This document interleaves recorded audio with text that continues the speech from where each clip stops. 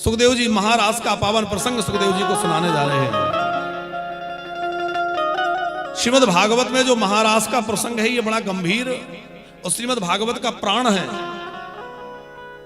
5 अध्यायों में रास की कथा आई है, इसलिए उसका नाम है रास पंचाध्यायी।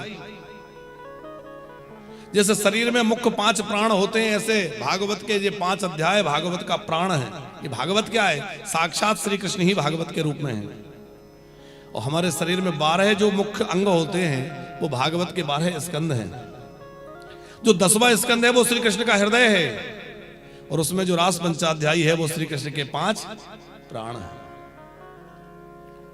पर रास का मतलब क्या है? क्या नाचना रास है? स्त्री पुरुष का मिलन रास है? नायक नायिका का नाटक रास है? बिल्कुल नहीं।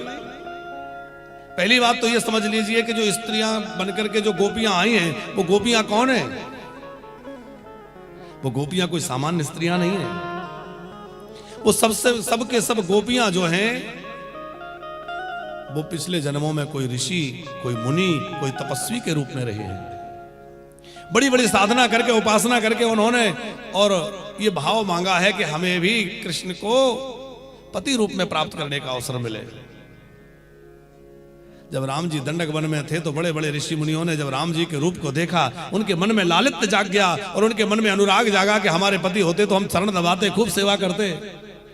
ठाकुर जी ने सोचा कि अब इन महात्माओं का भाव अधूरा नहीं रहना चाहिए। वो सब दंडक वन के ऋषि मुनि जो है आकर के ब्रजमंडल में गोपी बन गए।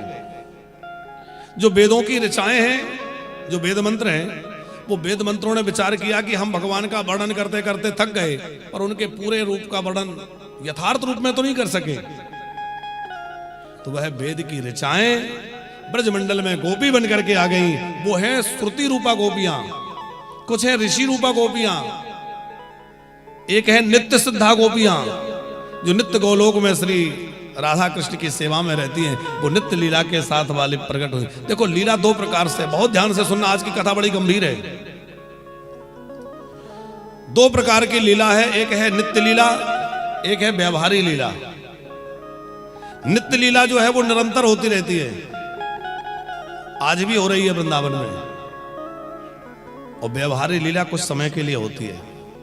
नित्य लीला का दर्शन केवल उन्हीं भाग्यशाली लोगों को प्राप्त होता है जिन्होंने उतना साधन किया है कि उसका वो दर्शन कर सकें। सबको नहीं होता। जिन पर गुरु कृपा है, जिन पर श्री जी की कृपा है, वही उस नित्य लीला का अनुभव और दर्शन कर पाएंगे। लेकिन जो व्यवहारी लीला है वो प्रत्यक्ष होती है, तो उस काल में जितने लोग होते हैं, पर वो चाहे दुशासन जैसा हो, शकुनी जैसा हो, चाहे जो हो, वो सबको दर्शन होगा। तो व्यवहारी लीला जो है वो एक काल विशेष में प्रकट होती है, और नित्य लीला जो है वो निरंतर चलती रहती है। तो नित्य लीला में श्री कृष्ण के साथ जो गोपियां सहचरियां हैं वो सब ब्रजमंडल में गोपी बन करके और व्यवहारी लीला में प्रकट हुई हैं। वो है नित्य सिद्धा गोपियां। कुछ अनेक साधनों के बाद उन्होंने मांगा है गोपी भाव, वो है साधन सिद्धा गोपियां। रास का मतलब है जीव आत्मा का परमात्मा के साथ मिलन। परमात्मा का स्वरूप कैसा है? बोले रसो वही सह, जो रसरूप है, उस रसरूप परमात्मा के साथ जीव का मिलन, उसके साथ तादात्म्य, उसके साथ जो विलास है, उसी का नाम रास है। माने जीव और ब्रह्म का जो मिलन है उसका नाम रास है, ना कि किसी स्त्री पुरुष के मिलन की बात है। गोपी का अर्थ क्या है? गोवी ही इंद्रिय ही भक्ति रसम पेवती इति गोपी, जो अपने प्रत्येक इंद्रिय से श्री कृष्ण रस का पान करे। आंखों में श्याम सुंदर हैं, कान कृष्ण को सुनना चाहते हैं, नासिका केवल कृष्ण के ऊपर चढ़ी हुई पुष्पमाला तुलसी आदि की गंध ले रही है। अंग अंग श्री कृष्ण के लिए समर्पित है। रसना यदि स्वाद लेती है तो श्री कृष्ण का अधरामृत, हाथों से सेवा करना चाहती है तो श्याम सुंदर की, चरणों से कुछ यात्रा करती है तो कृष्ण के दर्शन की लालसा से। श्याम धन श्याम मन श्याम ही हमारो तन, 8 याम ऊधो हमें श्याम ही से काम है। आठों में ऊधो हमें श्याम ही से काम है। वो व्रज वनिताएं सामान्य नारियां नहीं है, वो सब बड़े सिद्ध कोटि के महात्मा हैं जिन्होंने अनेक जन्मों तक तपस्या करी है और ब्रज में गोपी भाव प्राप्त करके आए हैं। और देखो, ऐसे शायद आपको भरोसा ना हो तो आप ये देखिए, योगियों में सबसे बड़े योगी हैं भगवान शंकर तापड़िया जी। भगवान शंकर परम योगी हैं, लेकिन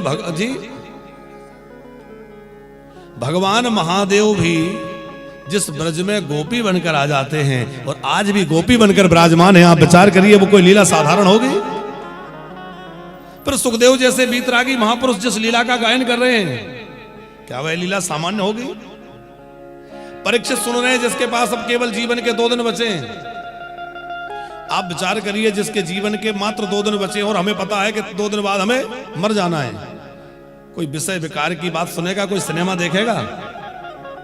कोई इधर उधर की बात सुनना पसंद करेगा? अब तो मरने जा रहे हैं। तो परीक्षित अंतिम अवधि में उस कथा को सुन रहे हैं। हम तो कहें तो श्रीमद् भागवत का जो निचोड़ है, पूरी भागवत का जो रस है, श्रीमद् भागवत का जो पूरा रस है, वो है रस पंचाध्याय की कथा। ये ब्रह्म और जीव का जो मिलन है, ये बड़ी विलक्षण कथा है। पर लोग इसको सामान्य लीला समझ लेते हैं, पर कहते हैं कृष्ण ने ऐसा क्यों किया, और कृष्ण ने किया तो हम क्यों नहीं कर सकते? हम कहते हैं बिल्कुल करो, यदि कृष्ण ने किया है तो आप भी कभी क्यों करते हो? लेकिन कृष्ण ने जो जो किया है वो सब करना। भाई कृष्ण ने 6 दिन के थे, जब पूतना का जहर पी लिया तो थोड़ा सा एक आध ढक्कन पी के देख लो, बच जाओ तो आगे क्या करो। श्री कृष्ण ने जो है इतने बड़े बड़े राक्षसों को मारा, हम लोग मार सकते हैं? हमसे तो मच्छर नहीं मरता। श्री कृष्ण ने 7 कोस के गोवर्धन को सहसा अपने वामांग पर कनिष्ठिका पर धारण कर लिया। हमसे 50 किलो का पत्थर नहीं उठता।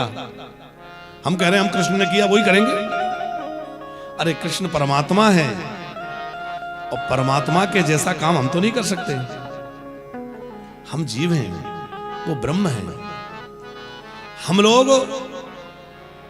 उसी के अंश हैं, लेकिन हमें उन श्री कृष्ण की लीला का चिंतन करना है, मनन करना है, लेकिन उसका अनुसरण नहीं करना है। श्री राम ने जो किया है वह करो और श्री कृष्ण ने जो कहा है वो करो। श्री कृष्ण ने जो कहा है, कहां कहा है? बोले गीता जी में कहा है। तो श्री कृष्ण ने जो कहा है वो करो और श्री राम ने जो किया है वो करो। श्री कृष्ण ने जो किया है वो करने के चक्कर में रहोगे तो बहुत गड़बड़ हो जाएगी। फिर श्री कृष्ण ने तो 16,108 विवाह किए, हम लोगों से एक नहीं संभल रही है? तो 16,108 कैसे संभाल लेंगे? इसलिए श्री कृष्ण की लीला का चिंतन करना है। देखो भक्ति के 5 रस हैं।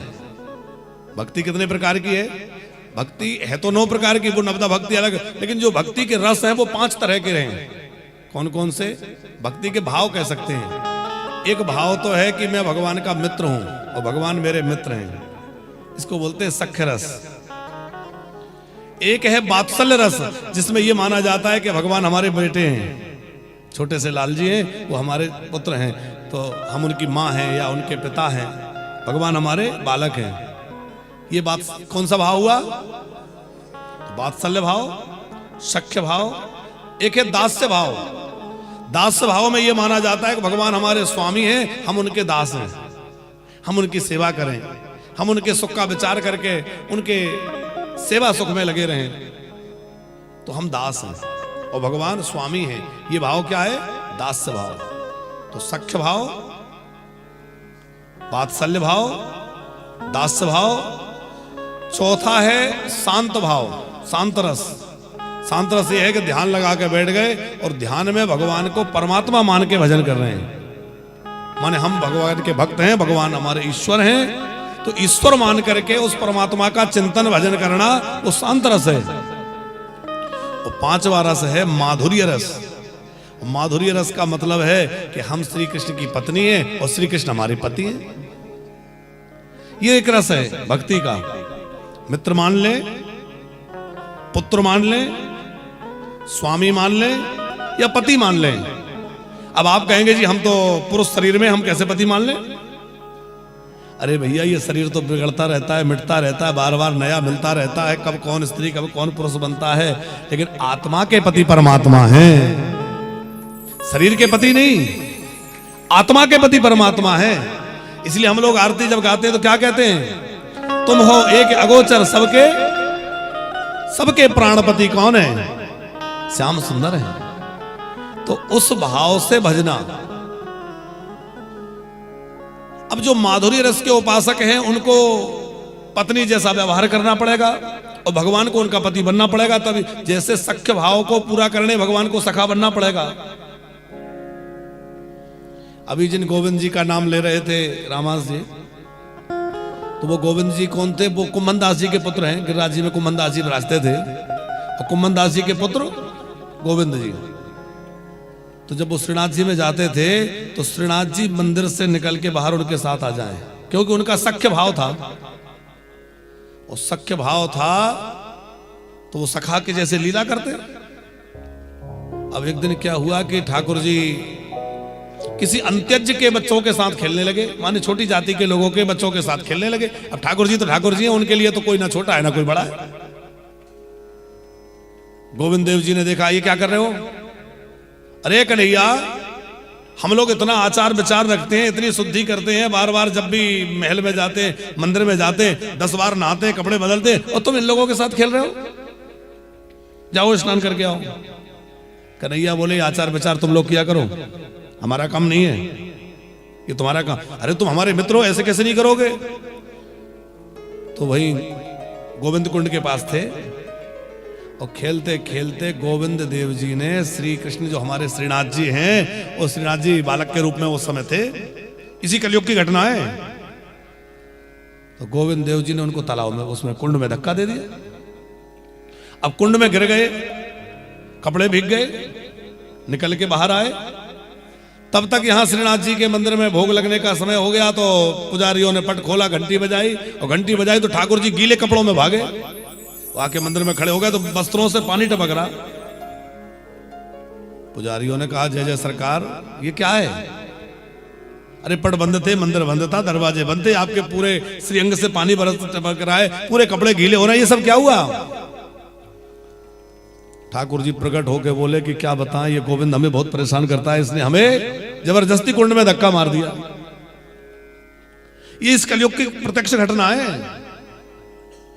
तो भैया भगवान अपने सखाओं के लिए सखा बन जाते हैं, अपने दासों के लिए स्वामी बन जाते हैं,